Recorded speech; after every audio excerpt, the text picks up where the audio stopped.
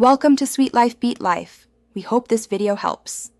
You need two things now: an active data plan with tethering and your phone ready. On the phone, open Settings and enable the mobile hotspot. Set a clear SSID and strong password so others cannot join. Choose 5 GHz for speed if your laptop supports it, otherwise use 4 GHz for longer range. Once the hotspot is broadcasting, switch to your laptop's Wi-Fi, scan for the SSID, and be ready to enter the password to connect. Now connect and optimize. On the laptop, choose the hotspot SSID and type the password. Check that the Wi-Fi icon shows a solid connection. Open phone hotspot settings to limit the number of allowed devices and enable an auto turn-off timer to save battery. If speeds are slow, switch the phone to 5 GHz or move closer to reduce interference.